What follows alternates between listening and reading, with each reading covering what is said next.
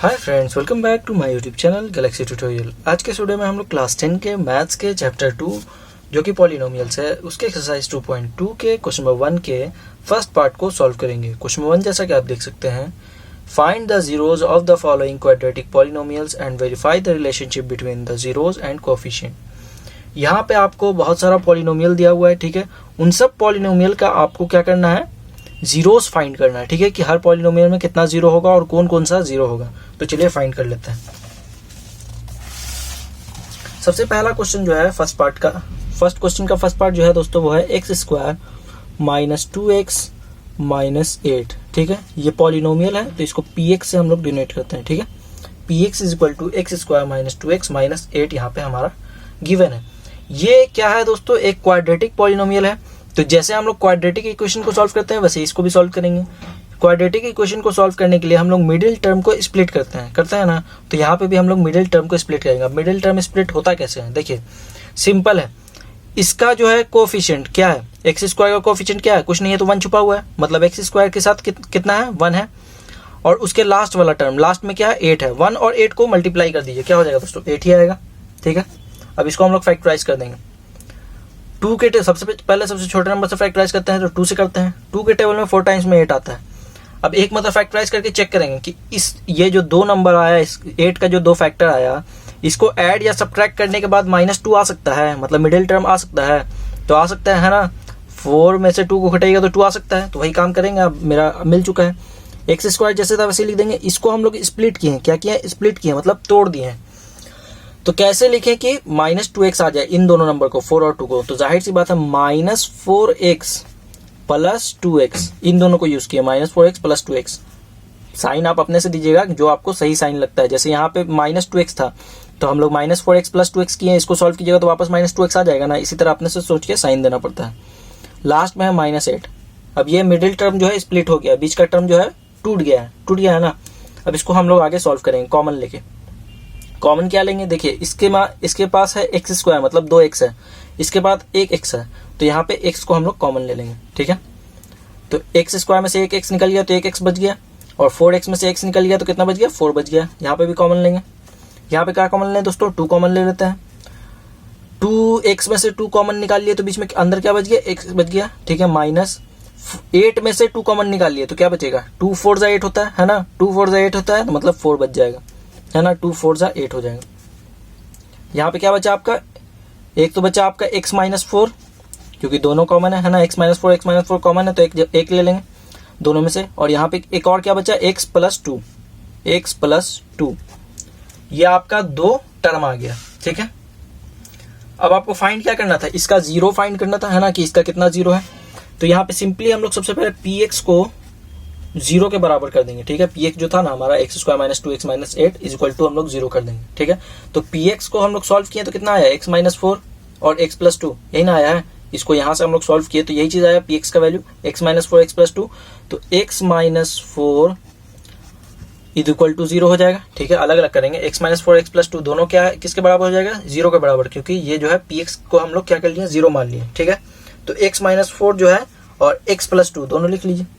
x plus 2 और x -4 दोनों हमारा किसके बराबर हो जाएगा, 0 के बराबर। अब एक को इक्वेट करेंगे, जैसे x प्लस 2 को पहले कर लीजिए, x plus 2 is equal to 0। तो x का वैल्यू क्या हो जाएगा दोस्तों, जाहिर सी बात है ये जो प्लस 2 है ये इज इक्वल टू के राइट में जाएगा तो -2 हो जाएगा। तो मतलब x का वैल्यू आपका क्या हो जाएगा, -2। और दूसरा है आपका x -4 इज इक्वल टू 0, ही ना है दूसरा आपका। तो यहाँ पे x का वैल्यू क्या आ जाएगा, ये -4 इज इक्वल टू के राइट में जाएगा तो +4 हो जाएगा, तो x का वैल्यू 4 आएगा। मतलब इस इक्वेशन का 2 जीरो आया। वो कौन कौन सा आया, -2 और +4, ठीक है। -2 और +4 इस इक्वेशन का 2 जीरो आ गया, ठीक है। तो यहाँ पे लिख लेंगे 10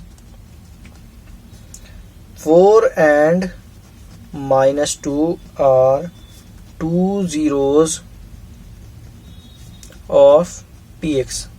अब कुछ लोग कंफ्यूज रहते हैं कि 0 मतलब हुआ क्या है, इससे समझ में क्या आया। तो इससे समझ में ये आया ना दोस्तों कि जब x का वैल्यू आप यहाँ पे x square minus 2x plus ये -8, इसमें अगर x का वैल्यू आप 4 रख दीजिएगा तो मतलब ये इक्वेशन का वैल्यू 0 आ जाएगा, ठीक है। इसको इक्वेशन को सॉल्व कीजिएगा, x की जगह पे 4 रख के, तो इसका वैल्यू क्या आ जाएगा, 0 आ जाएगा। उसी तरह अगर x की जगह पे आप -2 भी रख के सॉल्व कीजिएगा तो भी इस इक्वेशन का वैल्यू 0 आ जाएगा, ठीक है। इसलिए इसको 2 0 कहते हैं। इसको अगर x की जगह पुट कीजिएगा तो इसका वैल्यू 0 आ जाता है, इसलिए इसको जीरोस कहा जाता है।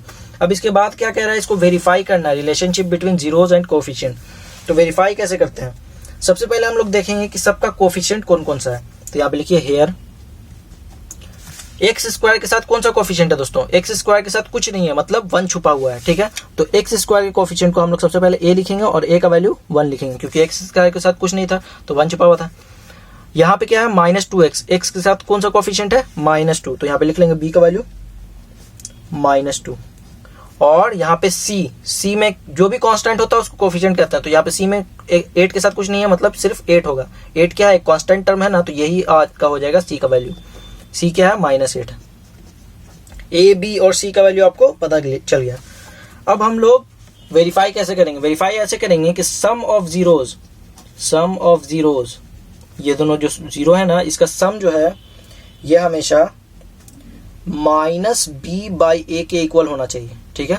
इसका सम जो है किसके इक्वल होना चाहिए, -b/a के। तो 2 जीरो तो हमको पता चल गया, 4 और -2। तो चलिए जोड़ करके देख लेते हैं कि ये -b/a के इक्वल आ रहा है कि नहीं आ रहा है। तो चलिए यहाँ पे सॉल्व कर लेते हैं।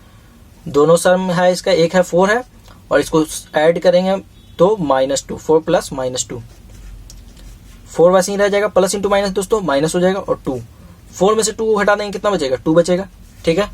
और डिवाइड में कुछ नहीं है तो मतलब 1 छुपा हुआ है ना, किसी भी नंबर के नीचे हम लोग 1 दे सकते हैं। तो देखते हैं कि 2/1 मेरा आया आंसर, है ना, 2/1 मेरा आंसर आया।